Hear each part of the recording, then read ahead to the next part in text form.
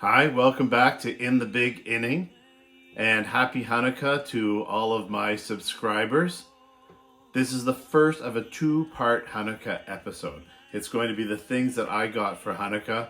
Some things arrived by mail at this location, and some are at another location, which is why it's a two-part episode, and I will be doing the other one in a couple of weeks. So let's get started. This card is a beautiful addition to my collection. I'm so happy to have this card. It is one of my Grail cards, and I was very lucky to find it at auction on eBay.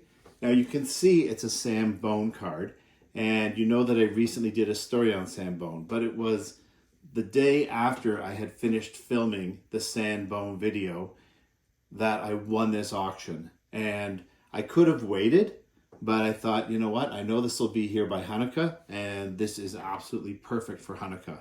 So this is from the 1925 Maple Crispet set, and it is a very tough card to find. It's a PSA 4, and there are only two higher than that.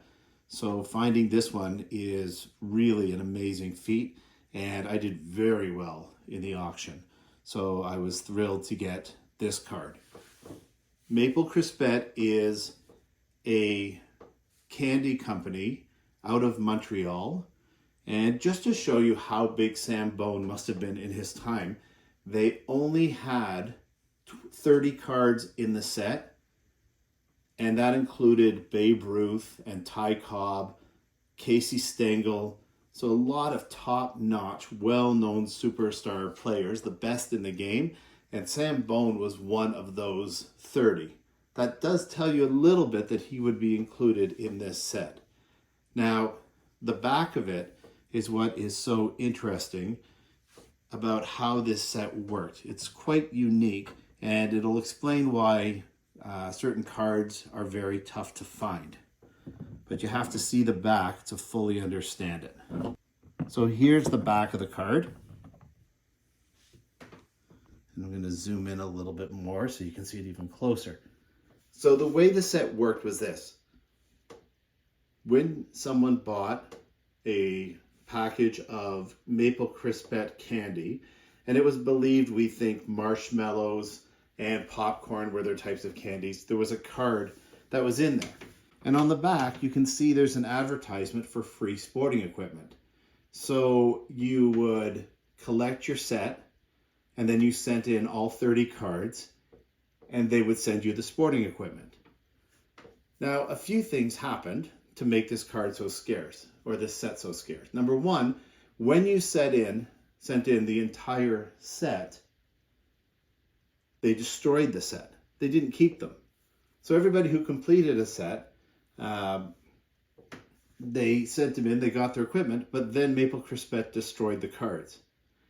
The other thing that happened was they didn't want to be on the hook for all of this sports equipment, so they short printed one of the cards, the number 15 Casey Stengel.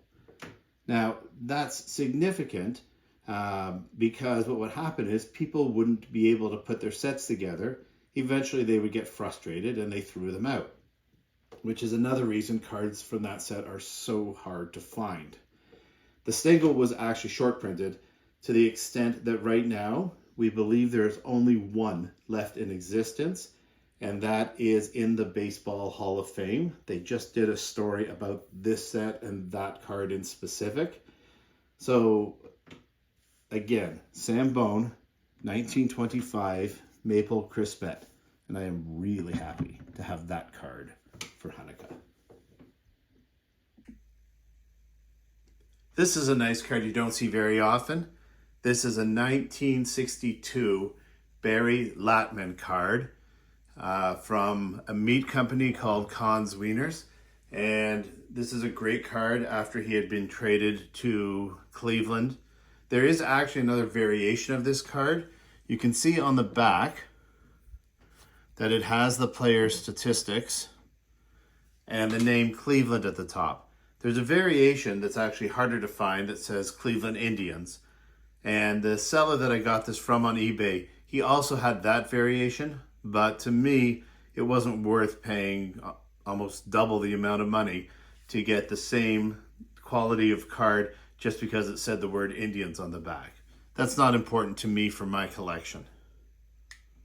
Another great item that I got was this Harry Danning photograph from 1938, and love the low angle on this picture. Just uncommon at that time to see photographers go to this extent to get this kind of an image. I have lots of images of Danning. He's probably the best catcher in Jewish baseball history, and I will be doing stories on him for sure. It was stamped on the back by International News. It has the date stamp in 1938, and you can see all the writing on there. It's a little hard to see the stamp at the bottom here. It's a little faded, but it's underneath his name. So a great image that I really like having. Here's a nice other image that I got. It came with the Harry Danning. Nothing incredibly special here. It's a portrait of Hank Greenberg. Obviously, this was past his playing days and when he was a general manager of Cleveland. Probably, it's assumed this would have made sense to have been taken at the World Series in 1954, given the location. It's a Jacobellis photo, so a well-known photographer at the time, and it's a nice addition to the collection, even though usually I focus on his playing days. But to be honest, it was sitting at the auction house at the base price of $25.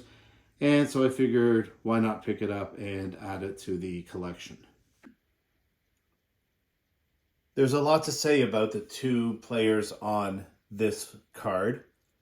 Of course, Ted Williams, who I believe is the greatest pure hitter of all time. He was not Jewish. He played on the Boston Red Sox, and now he was coaching at this time. And Mike Epstein, also known as Super Jew, was one of his first students. I'll be talking a lot about Epstein. I have some great items of his to share as well. And one final card to all of my subscribers. I know I have Jewish and non-Jewish subscribers, and I really appreciate all of you being subscribers to my channel. So have a happy Hanukkah, a Merry Christmas, great holidays to everybody.